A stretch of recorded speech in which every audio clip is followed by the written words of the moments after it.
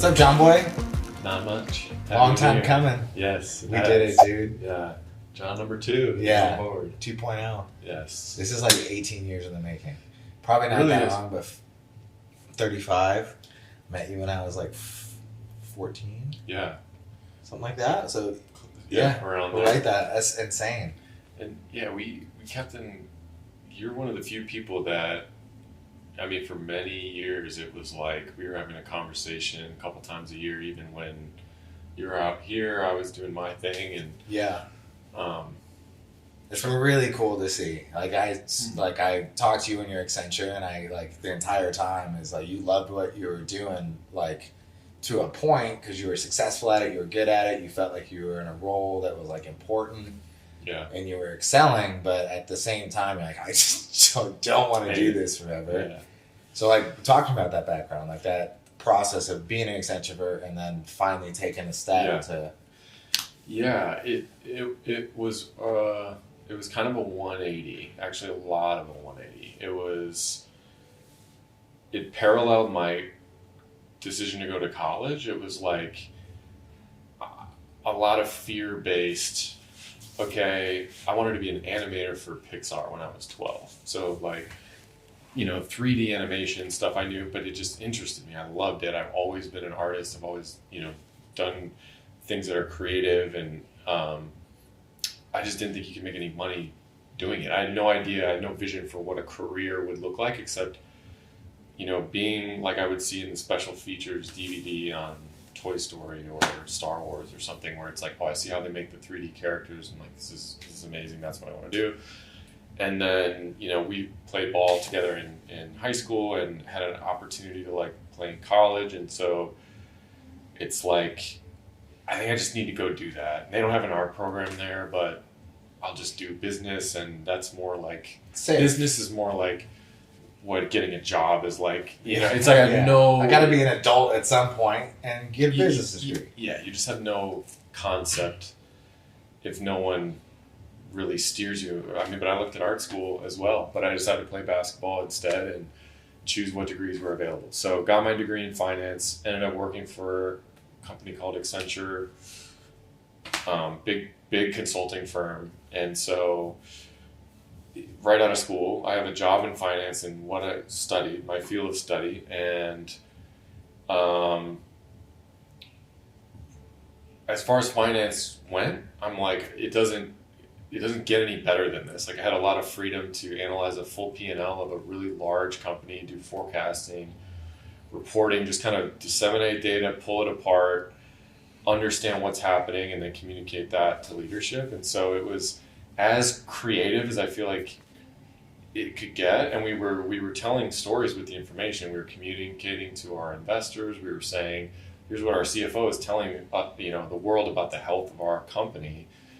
All right, first month in after that, how are we on track with that? Like how with a business that's like constantly evolving, it was interesting, but there just really wasn't room for the true creativity that has always fulfilled me, and probably would have never taken a leap into anything else if I didn't get like I fell kind of bass backwards into a freelance designer job with Red Bull. So like I'm like, they have their whole a team that can do all this stuff. How would that even happen? But it's like you have a friend that goes to work there, she floats your name because their whole team is at the Indianapolis Motor Speedway doing some big event, and they fill in the gaps with subcontractors and freelancers that they like, that fit their vibe, and that have the chops to do what they do. So they have me into their Chicago office. I did a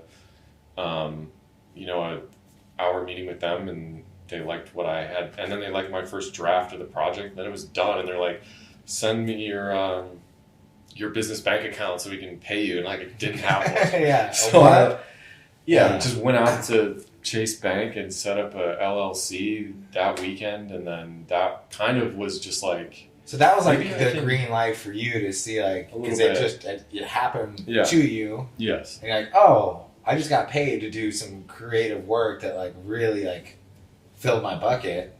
Yeah. Was that the green light? I'm like, oh, I guess there is a way to actually It was one of the biggest ones. Yeah. I'm really thankful to have just had the opportunity to even show me like that's really all it takes. I mean, you had to prove that you could do the work and that you could talk through a conversation about what they were looking for, and then you had to deliver.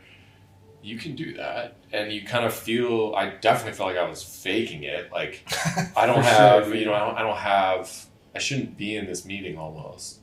But I should have, and I belonged there, and it just takes you a while to kind of see it and get some confidence with it. So then it was kind of a ticking clock in my mind of, what else can I do in my free time when I'm off the clock at Accenture, and what other clients can I get, and how can I figure out a way to maybe build this thing up? So then a couple years later, I quit my job and had enough supplementary income, and I was hustling, but it was like, I have enough here where I can literally quit. Yeah. It's scary, but yeah, then I just, focus on the business full time. So moved from Chicago out to California. Yeah.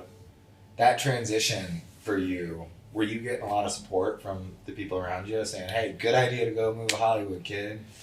It was less in those words. Yeah. And, from family, definitely. But, there's always how's the stability of things? Like, is it, it's like, it's not stable. It's not stable. Not good. Yeah. Like, I need to wake up every day and I need to go find new clients, and kind of, once I can get in front of somebody and sit down with them, I've got it. I don't think there was ever a chance where someone was considering, they just wanted to hear me out, and I didn't get the role for kind of exactly what I wanted. And so I'm like, you have a hyper unique background. The fact that you were at Accenture for so long and being able to speak to like your CFO, deliver data in a way that like is effective is like no other creative person who operates in like has ever done that. Obviously, there's probably some exceptions to what I'm saying, but that's so rare. Every single like creative that I've ever worked with or talked to, it's like, hey, trust me, I got the process. Like, well, I need to understand, because if my expectations aren't managed, like how are you and I going to communicate effectively? It's just the great Oz behind the curtain, and you just have to trust, I guess. Yeah, there's a lot of between form and function, how something looks versus how it fits with what the business owner or the client is trying to do. Is a very delicate balance that I think a lot of creatives maybe don't have the chops on, the like where you have to recenter them on like, but this is what we're doing. Like, this looks pretty, and like, yeah, you ran with it and it looks great, but like that's not at all. Yeah. And then the vice versa, where you have business people that know exactly what they want to do, and then they want to type every single, and then you got a web page that looks like a New York Times article or something. Yeah. It's like, so there's a blend there that I think, my skill set merges really well, just because of my experience, where I can talk to someone and understand what is it that you're trying to accomplish. And that's really from my Accenture experience, which I should say I never, like, I don't know if my CEO ever knew who I was. I mean, it was like, I maybe was on some emails, but a lot of what I did got in front of some important people there. I should say that, but. That's really cool. Yeah. So talking about like the transition from finance into creativity, running your own business and doing like sales, product, like everything, soup to nuts. That freelance lifestyle is like a very challenging one. It's not stable.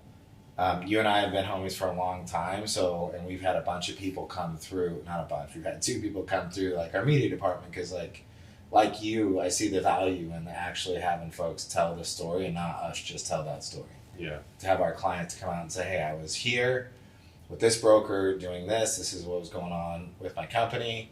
I hired Whiteboard, and here's my the data that goes along with like how they've helped me, and here's the story about like what it's been like working with Whiteboard is like invaluable. Yeah. And so we've always seen, because we're a small company, like I've never even heard of a company like an insurance brokerage having a media department, much less a company of our size. Yeah.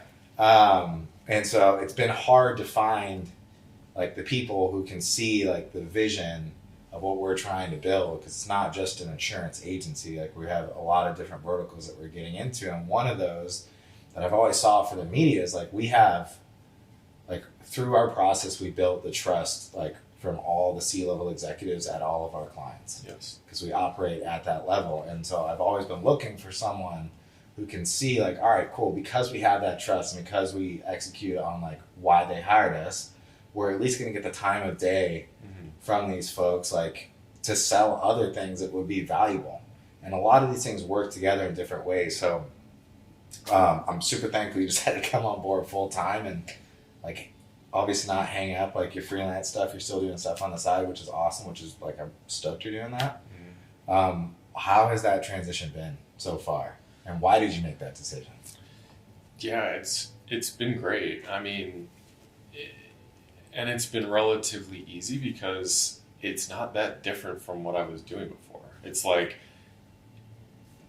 the difference is there is a need for this work. The thing is it can be subjective. It's like,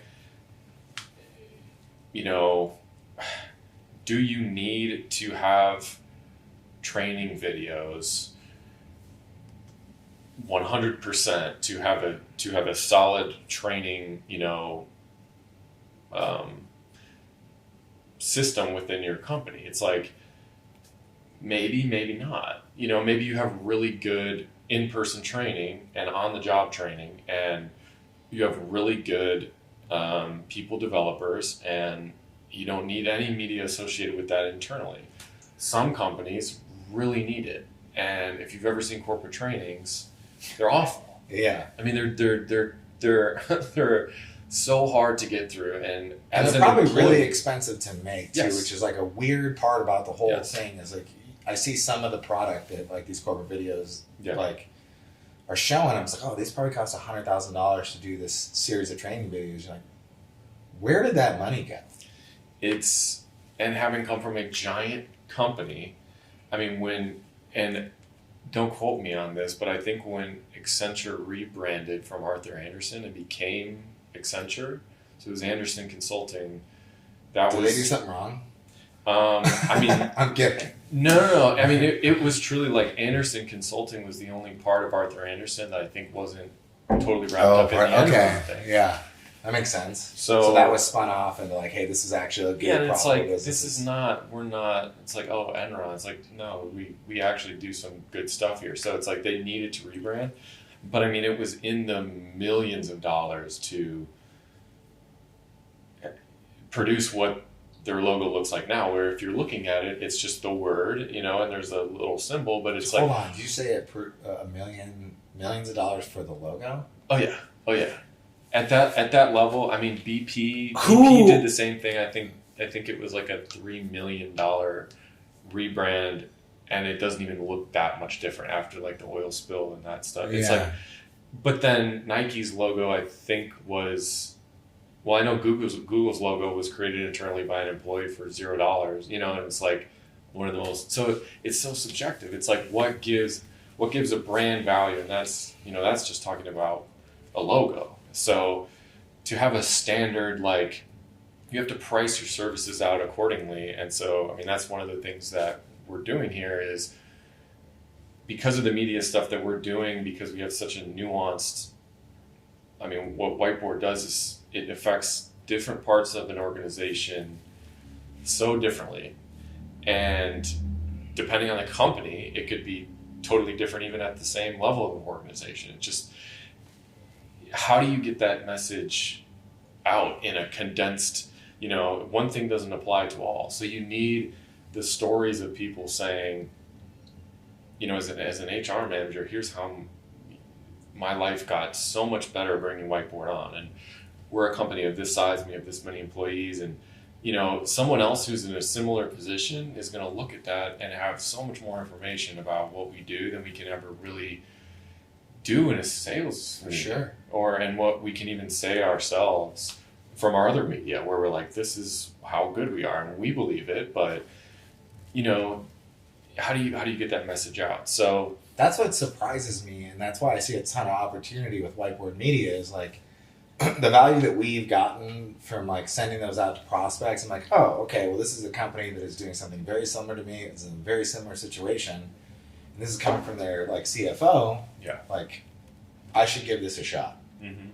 I'm blown away that more companies don't utilize media services. Yeah. And I think a lot of it is like an unknown, right? They're going into something that they have no acumen in. So you don't know if someone's, all right, this is $50,000, like, is it $50,000? Right. You know? And so Right. you don't have any benchmark for anything, which is like a very scary place to go into as like an entrepreneur, like Mm-hmm. in an area that you don't know how to do it. But the value of being able to deliver that quality of content where Yeah. clients are telling about their experience, Mm-hmm.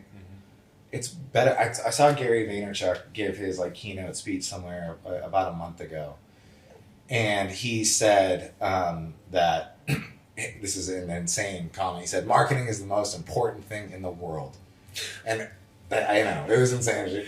More important than clean water, dude. Like, Right. no. Yeah. He said marketing, but I understood. I think what he was saying is like storytelling. Mm. And he's like, I'm a salesperson like through and through, but sales is only needed because there isn't good marketing.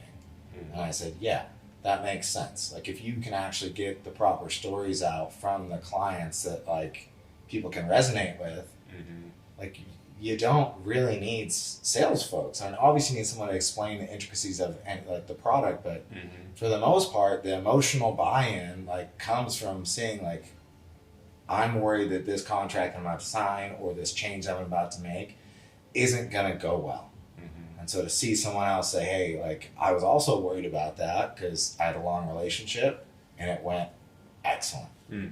It removes a lot of like the fog around making a decision like that. And I think for Whiteboard Media, like that is the beautiful part you get to step into, and I'm excited to see like what we can build for all of our clients is how do we tell like the stories that like we love so much to hear from our clients? How do we get them to have that same experience with their clients? Totally. And that value is inherent to me because I've been doing this and see how it comes into play for companies like us. I think that might be all it takes for somebody is to see, yeah, not only do I like how this turned out, but if we're able to communicate what that actually does for us with, you know, being part of a business that does so many different things, I think that value is just inherent. Every business has things like that where, yeah you can put together a stock website or a commercial or a, you know, that looks like it's supposed to look, and you're going to pay a lot for it.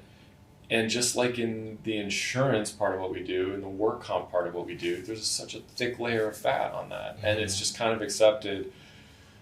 We just got to grit our teeth and do it. This is just the going rate for stuff like this. And there is some truth to a certain quality of product, of course. But I like to get scrappy, and I have so many skills, and I know people that can be, you know, can do different roles that can, you know, be a cinematographer, can build a website, or freelancers that I know. We can put a team together that can be super just nimble, scrappy, and nimble, ready, just get things done quickly. And then with me overseeing and interfacing with the client to make sure we don't ever have to recenter us on what we're trying to accomplish. That's such a big deal. Like you're the function as a project manager. Like I can't, for us, like the amount of projects we're working on, sometimes we have a third party doing it. Sometimes Brady's running his project manager, which is really nice because he's organized, but to have that level of trust, knowing that like, hey, this isn't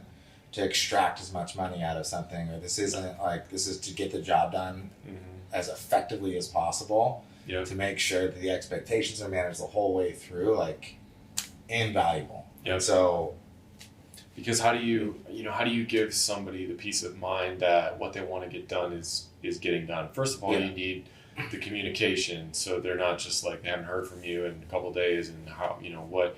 So you need that. You need people that can communicate, but who also can take something that's often very vague. So if you're a business owner and you're like, we just need this to look better. I don't know how to explain it, but like this just doesn't know work. It when I see it. We've done projects like this where you hired me on a contract basis to fix some things. I didn't even know what the result was gonna look like. So what do? You draw up concepts. You don't build people to death for the initial concept and exploratory phase, but you understand, can I even help you in the way that you want?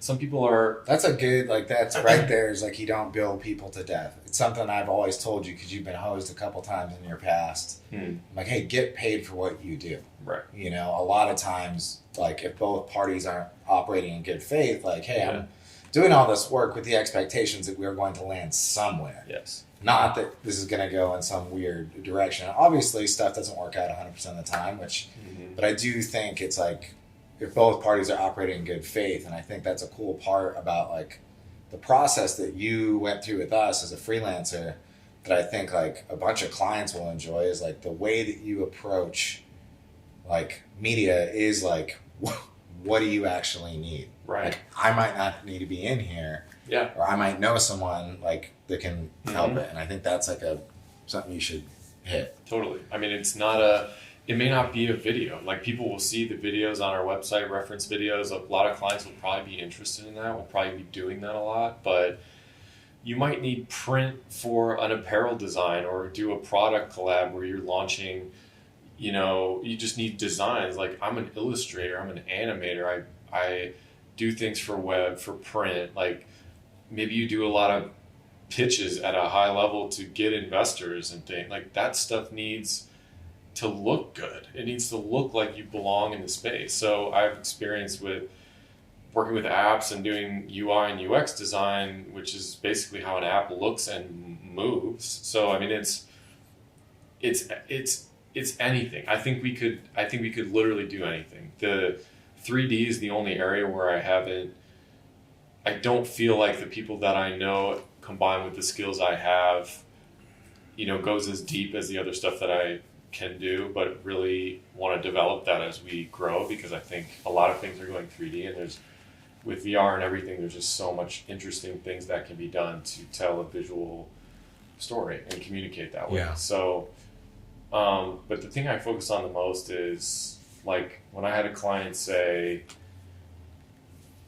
asked me we talked about what it was going to be and then she asked for a quote and I told her what I wanted and she was like, I don't want to pay that, but I'm going to because I really feel like you understand what it is that I'm trying. I mean, that's the most gratifying thing in the world. And then you have to deliver, obviously. And she liked like my first iteration and then we landed soon after. And that was another project that was like relatively at the beginning that really was like, okay, I really enjoy this so much better and I'm fulfilled and I'm good at it. So what's a big deal? It's like when you're like on shaky ground to get some reaffirming that like, all right, this is the proper decision. Yes. I can make a living doing this. This is working. Like this does make me feel the way that I thought it would make me feel. Like that's a big deal. We had a bunch of that when we first started like our company. It took like a year for us to like hit one on our process. And after we hit it, we're like, oh, we might be onto something because we're seeing the reaction from this client and the story that like our story is not because we saw the work comp a certain way, like in some regards it is, but our story's been crafted over like meeting with thousands of business owners and all saying the same thing. And so as that starts progressing and hearing that, you continue to get like reaffirmed that you're doing a good thing, this is going to work. And so especially like right at your beginning of your career, like that's awesome that you had those like really two pivotal moments of like, I'm doing it. Yeah. That's really cool. Yeah, it was that and my dad, who's often been he was like a 40-year career, same job, retired, always been big on stability and has always been so encouraging in everything. But it was actually him we were meeting and I was talking about my job and he was like, why don't you just quit? I was like, really? Yeah. He's like, and then we just started talking about it a little bit and he's like, well, I see you've got some momentum doing this and you just seem so much more excited when you're doing that. You always have. And that kind of gave me the final push to just It's nice to have a dad who can do that. Yeah. Like that kind of stability, like is like holding, like being a rock in your family and holding down a job for 40 years is like, it's insane. It gave you like the flexibility and the like the okay to be like, I can be creative and I can go out. And I like, my dad was the same exact way. Like, and I looked at it and I was like, oh, my dad wasn't entrepreneurial. Yeah. And maybe he wasn't, but in some ways he was. For the most part, though, like he did what he had to do, which gave like me license and my brother's license to like be able to express ourselves like creatively and entrepreneurially, and that like invaluable to have that. So that's really great that you have that kind of support. Like, and then finding stability doing it is like then the ultimate. It comes around and you're like, I'm stable doing it. I have no trouble finding clients. This is what I love to do. And so then it's just a matter of not convincing people that, I mean, you gotta have a portfolio to get in the room. Yep. And you gotta not have people have to pay to find out if you can do the work is essentially it. So that's why a lot of it to me is just upfront. It's just me just, making sure I'm getting paid for my effort, but like just a lot of just, I'll give you a free, let's talk for half an hour, let's figure out what it is you need. I can probably point you in the right direction if I can't help you. And we have resources now combined, like with the resources and equipment that Whiteboard has and some of the stuff we're trying to do, that I think we can go out and get just about anybody we need. If we need to make a film for a client, if we need to make a commercial, if we need to put a whole web campaign together for somebody, or you just need some treatment for your logo and need some creative ideas with maybe how to attack a certain problem and don't know where to start. Back to your point about while I'll just say the two biggest barriers I think are clients have either tried something and they're like, I don't know if that was worth the money. I mean, it was like, I guess, what we got is good, but it was way too expensive to ever justify doing it ever again that same way. Or it just didn't turn out the way that they wanted to. And then it's like, well, I guess, and then they're just okay with good enough from then on. And so then you're just patching holes with things, or they just don't even know where to begin. And it's hard to, figure out what to choose. Do I take a risk online with freelancers and try to go cheaper? Do I hire in someone to come in and do this thing? Yeah. So to me, it's all about how you communicate. You just, for sure. Yeah. There's so many small businesses out there that just get zero love. Yeah. That like just don't know what they're doing or stepping into a pond that like is just so foreign to them. Yeah. And they're like, the bills are paid, like we're making some cash, like business is going, like I would like to get to that next level, but like to change things around and reallocate resources to like, I'm actually going to put money like in my web, in my design. Yeah. All that kind of stuff like is a scary prospect for a lot of folks. And so that process that you're going through where you're saying, hey, like, I know what your business does now, like intimately I understand where you want to go, and I understand the folks that like need to see what you do and hear the story about that, I think is like invaluable. I think it's really cool. I think if Emma comes on board, which hopefully she does, I think seeing what she does and roping that into like Whiteboard Media is going to be really cool as well. Yeah, I agree. Who would be like an ideal like company that regularly would not use maybe media services that like might be like, that's not for me, that's for the birds? Like who would that look like for you?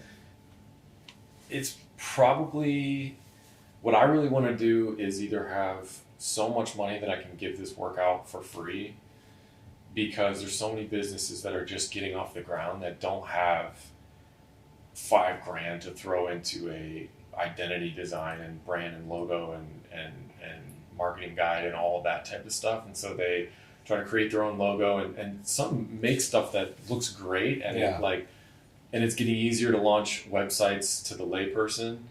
But it's still very stock and standard, and things tend to start to look the same. And to me, it's like, it's the individual owner or like partnership that doesn't want to, that's just not in that tier of, I mean, it just prices people out. It prices people out to the point where I gave out so much work for free doing stuff like that to help people get started, and then it wouldn't go anywhere. and then I'm just, it's like, that's so, that's so tough. It's Yeah. like, what I would love is to really be able to give my full effort into like what would be like a 5-figure job that someone just doesn't have that kind of scratch when they're starting like a small company. Yeah. But to answer your question, probably like medium-sized companies they're making money and their website just looks like garbage, but it's like There's so many of those. but yeah, there's so many, and they just, I mean, you can't argue if they're succeeding. You know, do they really need it? It's kind of subjective, and how do you do that? Like the ROI is like Tia was talking about that in regards to her HR role. It's like a lot of business owners look at HR as like, how much does HR make me? yeah, You know, so you can't point to that. Like they'll save you a bunch of money to have a really quality HR person in there, so you're more profitable and you're going to reduce some of your exposures. But for like something like media or web design, like, is there a way to measure that metrics? Obviously you can on some like the social media and paid ads and stuff like that. Sure. You can figure out where they came in from, but like if your website looks better, does that, like, how many people are you turning off? How many people like that was like they went to the competitors? And I'm literally not able to quantify that for them. So it's kind of like there quite honestly are going to be companies that just, because of what they're selling, they don't need that. Yeah. Like they actually don't need it. for sure. Whenever I see a bad website, I think they need that. Like they need it. It would help. It will do better. It's definitely not going to hurt. Yeah. You know? So that's just how I'm wired, but I'm definitely not going to push something on somebody who they're doing just fine without it. So what I would say is like, what are you selling? Like a lot of stuff is B2B, and it's like, well, someone at some point is talking to someone. That's still a B2C to sell the conversation. service. Yeah. So there's somebody that, you know, I see so many pitch presentation materials and documents and things that get sent over, and I'm like, if I was looking at that, I'd be trying to pay as little as possible, or not do it at all. If it's something I really needed, I'd be like, I just don't know. I'm going to pay as little as I can to get this, but it's not really a relationship. Like, there's ways that you can not just make stuff look, but actually, if you have a partner, somebody that has the visual and creative ideas to communicate a message that are really trying to get across what you're trying to get across, you spend less time having to talk about it. Totally. Like, think of animated, there's so many documentaries that just use animation now. Yeah, there's someone sitting in a room somewhere with the lights on like this, and they keep cutting back to that, but then most of the documentary, or documentaries use it a lot, but it cuts to animated recreations of what the person's talking about while they're talking. And it's just way more engaging. You can explain your story perfectly. You watch those Kurzgesagt videos. Yeah, they're so good. Super complex concepts that even if you're not tracking on every single word because it's pretty complex, maybe the topic, you remember so much more of it walking away because of what you saw, what you're looking at. And to do that digestibly, and you can explain something simply, then you really have understood what it is that you're talking about. You can take something complex and move it here. And I don't think you can put a price on it. I mean, you can, but I think that just makes something instantly more valuable no matter what you're trying to communicate. Yeah. The Kyrgyzstan ones, the after school ones, to have those are great too. Your story represented exactly how the artist or the person wants to represent it. Like, you can't get that with actors, you can't get that. No. And the cost to do that, and the animation is not cheap, obviously, to do it really well. But the cost to have actors set, that whole thing, and to recreate like that, like, people know it's fake, but with animation, you can unlock imagination for these folks, and it's like in a completely different way. I see a lot of value in being able to express complex problems and solutions with illustration. Yeah. Like they're like whiteboard videos are becoming very, very popular now. Mm-hmm. Not like our company whiteboard Yeah, videos, yeah, but I like Yeah. the how-to videos and stuff like that. Because if you hear something and you're just looking at a person talking, that's kind of one mode of the information getting in. If you can hear it and see something, then that's two of your senses being involved. If it's just a head talking, you're kind of just looking at the person's face, maybe even getting distracted. It might even work against you. So video might not even be the best medium for what it is you're trying to get accomplished. So I just feel like I have a good ability to say, this is how I think we should do it. And I'm going to give you options. So we're not going to do something unless you feel 100% on the way we're going about it too. And a lot of times, almost every time, it's like, oh, yes, we should do that. And it was like my third option. It was kind of like my last resort, but I kind of test the extremes a little bit in my mind. Like, I think this is probably going to be a little crazy for them. This is probably going to be like not enough. And then something I think they're really going to like. And then they choose this one. You're like, all right, let's go this direction. And then you just tease things out and you don't build people to death with that process. If you get a freelancer online, you're going to get a certain number of iterations and hopefully you like one of them. And then you're going to end up paying someone else if you don't like it. So, yeah. I've done that. Yeah. Once or twice? Yeah, exactly. For sure. Who, I guess, if you were to like, what are some red flags that people could be looking out for? Like, I should talk to someone to do media, or it's like some things that might come up. Like, my Yelp reviews are bad. My website looks like trash. Like, I need to pivot somewhere and do something about my marketing. Like, what are some red flags that you might see a business be like, all right, you should get a hold of like whiteboard media? I think if you're kind of just on social media to sort of stay alive, like you don't really know. Like that literally is Sounds a reason. familiar. Yeah, like that literally is a reason I think why. Almost like you kind of have to, but then you're paying someone to manage. It's like you need to actively be investing in those things, or kind of not do it at all. Yeah. And again, I think it just depends on the business too, because not every business needs a really strong Instagram account, let's say, but maybe they're totally focused on LinkedIn. Well, there's ways you can run ad campaigns through LinkedIn, and let's talk about who you're trying to reach. And it's all about getting the message that you're trying to get out. But I'm trying to think of other red flags. I mean, maybe like employee related issues. Right? So you have like onboarding, like you do a bunch of like, you have an HR person, a heavy turnover business, going through like, here are the systematized things that we have to repeat every single time with every single onboarding. Yeah. So really, really overworked people in that process is a huge red flag. It should be automatized and systematized in an engaging way where, you know, a video or, you know, can be so repeatable, take so much less time, where you all of a sudden someone watches something pre-shift and all of a sudden they know everything that they got to know when they go out onto the floor, and no one had to sit there with them for 3 hours and do an onboarding training, you know? Yeah. That's an example, I guess. But I get that. That makes sense.